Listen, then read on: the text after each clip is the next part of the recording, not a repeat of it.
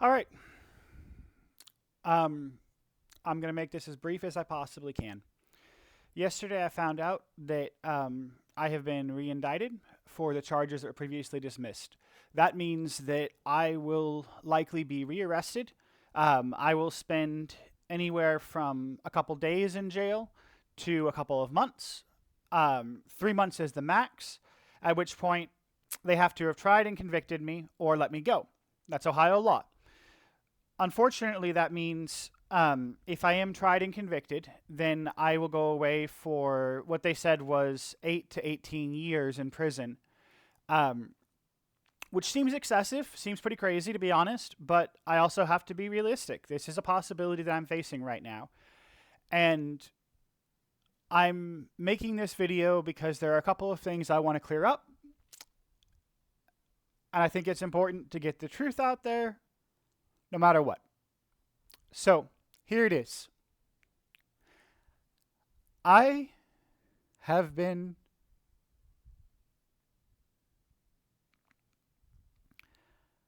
I have been mentally ill for most of my life. This is because I was born autistic into a family who was very, very poor and could not afford the things that were necessary to help me. Instead, what my parents did was remove us from society and decide that the best thing was never to tell us the truth. My mom told me that the doctors were wrong, that I did not have Tourette's and I did not have autism, and I was 5 years old, so I believed her. I spent my entire life trying to get better, trying to figure out how to do what other people were doing, and I failed at it more often than I succeeded, if I ever succeeded at all. I was never, ever able to be happy before. And I had kind of given up. I had. I was trying my best to act happy for other people, to remain positive, but inside all I felt was pain and emptiness and a deep, deep sadness because I couldn't figure out how to get it right. I couldn't figure out how to connect with anyone, how to make anything work. And that's on me. It is 100%. And what happened with Bonnie and I, for 8 years, I was a terrible husband. For 8 years, I was shit. I was trying so fucking hard, but it didn't matter because I didn't succeed. I could not be good to her. And it killed me that I was treating someone I loved that way. But I could not stop myself, and every time I tried to say I would, it just got worse. So, you know what I did?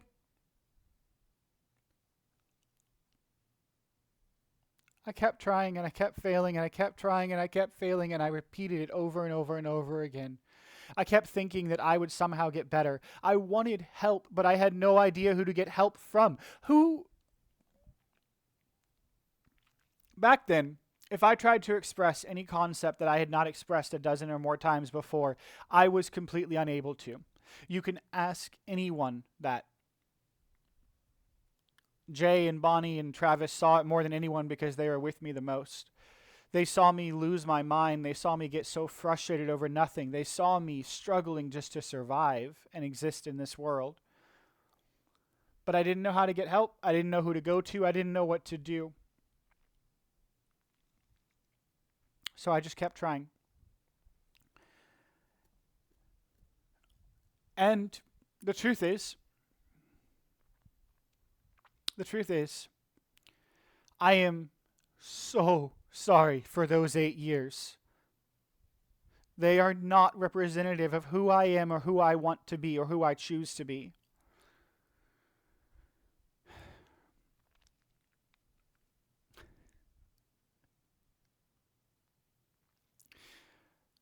What happened the week of December 22nd, the charges that I'm now facing,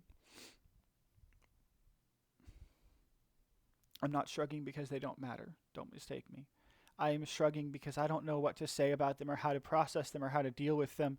Because from my perspective, Bonnie and I played a role playing game that apparently at some point stopped being consensual for her, but either she didn't inform me of that or I was not in a state of mind to understand it. And let me just be clear on what my state of mind was at the time. I had spent so long in chronic stress and so long with toxins in my body from my poor choices that I effectively had dementia. And I'm not saying that because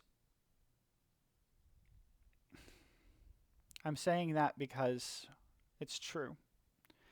And honestly, I think Bonnie would testify to that. Maybe not that let me be clear. Whether or not I medically had dementia, I don't know. But the way that my brain was functioning, I was flittering between different things constantly, and I was never able to focus for longer than a few seconds at a time. And even that was extremely difficult. I was unaware of where I was most of the time, and I was barely able to make it through doing simple tasks.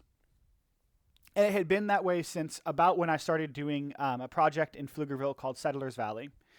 And that project was a house that had been vacant for a very long time and had been open for a very long time. So there was mold, and we had to remediate it, and we remediate it with ammonia, and I believe that I breathed way, way more of that, or maybe even swallowed some of that. And I believe that I had ammonia poisoning. But that's just my attempt to understand what's happened. Going back to the week of December 22nd, this is the truth as I know it.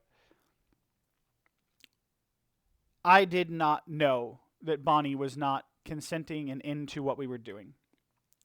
I do not know if that is because I was mentally ill or if it is because she did not tell me. But I know this. I have never in my life caused harm to another person with intention, and I never will. I can't intend to harm someone and do it. It's not who I am. If the courts decide that what I've done is worthy of, or whatever happened, my part in that is worthy of 18 years in prison, then I am at a point in my life where all I can say is, okay. Okay.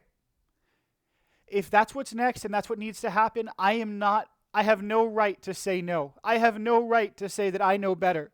All I can say is that I want to get better so I can be there for my daughter, because I don't want her to grow up in this world alone.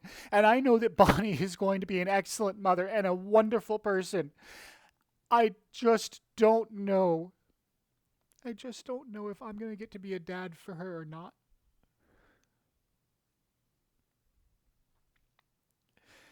And so this is what I'm saying. If you are someone who knows what it is to be a good dad, and you know my family, please, for as long as it takes, do your best to fill that role for her.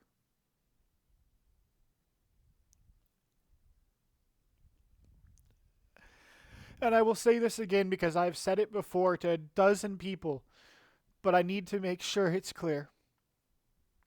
Bonnie is a lot of things, including the most wonderful person I have met in my life, and a wonderful and compassionate wife.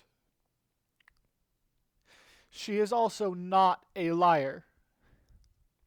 If she is 100% sure of what happened, and that it is the way she says it is, then either she has some kind of mental trauma around it that is preventing her from seeing it correctly, or I do. There's no other option. There is no, is Bonnie actually evil? Is she doing this to hurt you? Is she doing it to be vindictive? No, Bonnie only cares about her daughter being safe, about herself being safe. That is the woman that I know and have known for years, and I don't believe that she changed overnight. I am saying Bonnie deserves everyone's love and support. It is not her fault she married someone who had issues. It is not her fault that I have not been strong enough to deal with them in my life. And it is my fault. It is my fault that I was a little bitch about my mental health, and I did not did not give it the time and attention it deserved. I did not seek help when I could have. And I still don't remember having done anything wrong in that week. I swear I do not. I didn't make Bonnie take anything. I didn't make Bonnie do anything. But if it felt that way to her, then that is on me. And I would do anything to fix it. But I can't do that. All I can do is accept whatever the courts decide and give myself fully to God. Because I don't know the way out of this. I don't know what's going to happen next. I don't know anything. But I know that God is good. And so I'm putting my faith and my hope and my trust in their plan.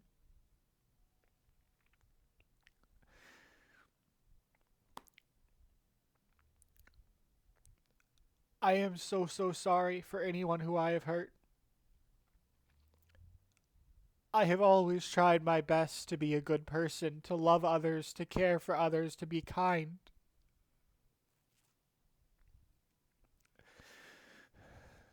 But that doesn't mean that I always have been.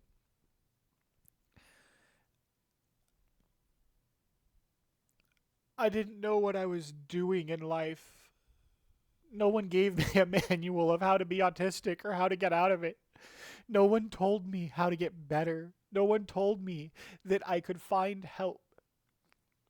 My mother told me that if I went to a psychologist, what they would do is diagnose me, and it would ruin the rest of my life, and I would spend the rest of my life on drugs that made me a zombie. That's how I felt about mental health from actual professionals before.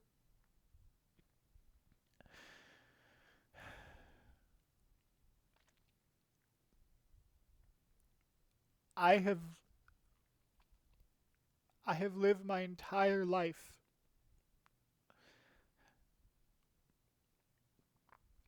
broken and unsure. And it has only started to get better since I went to jail. Since I was starved and threw up all of the toxins in my body, or started to. It has only started to get better since I have met new people and new friends, and I have built new relationships. And I know that I'm going to potentially lose those. Maybe all of them. Some of them or all of them, because of what's happening right now. Because I'm going to be so far away from them for so long. And that is nothing I can change or do anything about.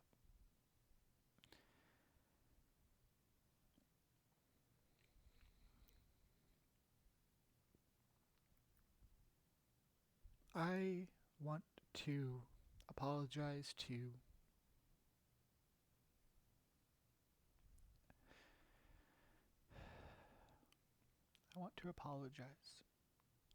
everyone who I have hurt.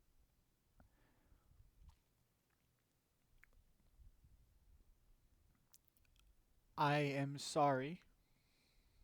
I am sorry that I did these things. Whatever they are, if they've hurt you, I am sorry.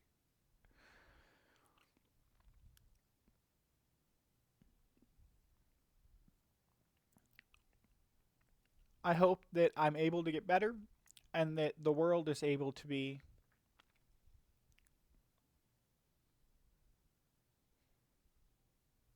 I don't know why I said the world. I hope that I'm able to get better. And I hope that my daughter, Hope, has everything she needs and everyone she needs. And look, the most comfort I've gotten in the last 7 months has been from knowing that my daughter is with Bonnie.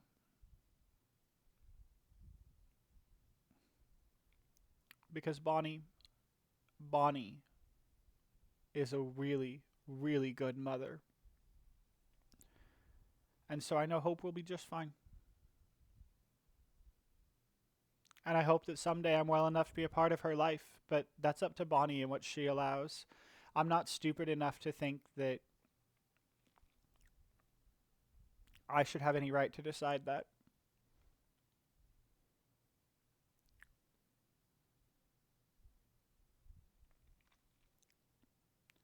I don't know what else to say. I don't know what else could matter.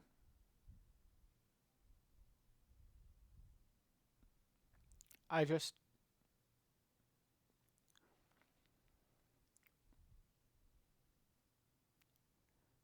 I don't think that I'm going to spend 20 years in prison, but it is on the table. I don't know what happens. I was told by my lawyer before that I should. Well, he had a strategy. And I don't know. I don't know. I don't know anything. All I really know is that I am trying my very best to get better and heal. I am trying to get to a point where I am healthy and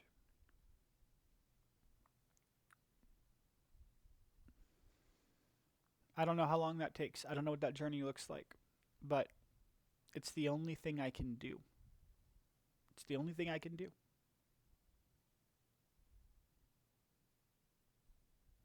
So, here's hoping that things turn out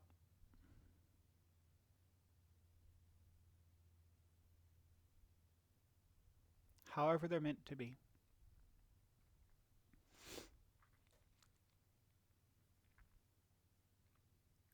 And please remember,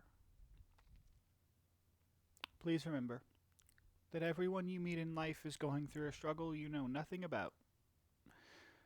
You probably heard that before, but it's entirely true. Everyone has their own inside world where they've got shit going on. Just be kind to one another. Please. That's what I'm trying to do. Just trying to be kind. Just trying to be kind.